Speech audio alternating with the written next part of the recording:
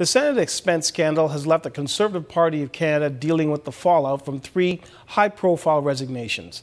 This afternoon, NDP ethics critic Charlie Angus attacked the Conservatives. Mr. Angus said his party has asked the RCMP to review the $90,000 payment from the Prime Minister's Chief of Staff, Nigel Wright, to Senator Duffy. Well, the Tories are not the only ones dealing with controversy right now. NDP leader Thomas Mulcair may find himself embroiled in the ongoing anti-corruption hearings in Quebec.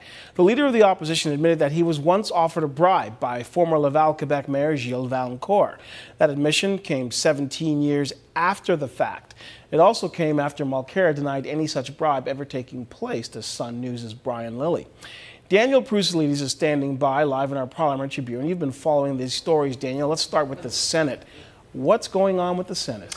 Well, the NDP is calling 911 essentially on the Senate expense scandal and saying that the RCMP needs to get involved, not just in investigating the expenses, but they specifically want the RCMP to investigate the $90,000 check that former Chief of Staff to the Prime Minister Nigel Wright cut for Senator Mike Duffy to help Duffy repay that amount, $90,000, in improperly claimed living allowance. That is something that he has written to the RCMP Commissioner to ask for. That letter came out today, and Charlie Angus called a news conference, a rare news conference on Victoria Day, in order to explain that to the media. Here's how he put it.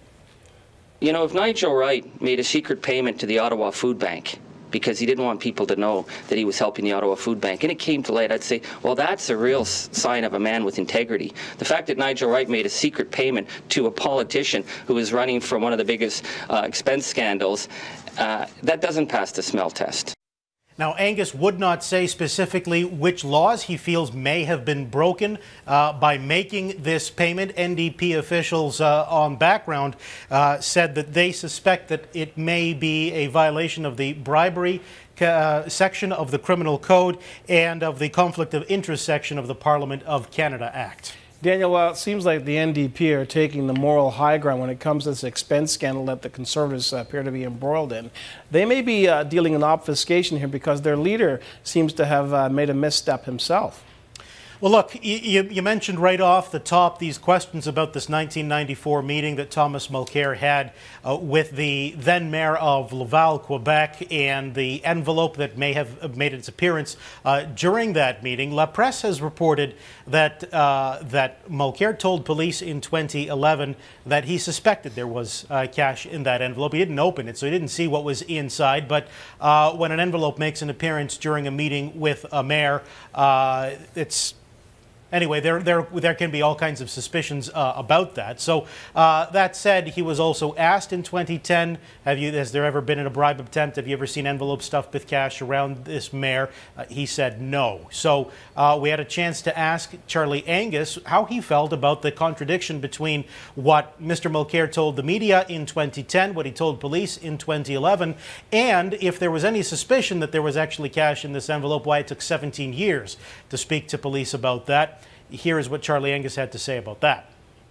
Out of all the stuff that we've seen from the Charbonneau inquiry, we've seen very few examples of politicians who did not participate in backroom deals. Mr. Mulcair was one of those few politicians who did not participate in a backroom deal, unlike our present Prime Minister, who's now, and the point of this press conference, is involved in probably one of the more scandalous backroom deals that we've seen in recent history. So I would ask the Prime Minister, show some of the similar leadership that Mr. Mulcair did.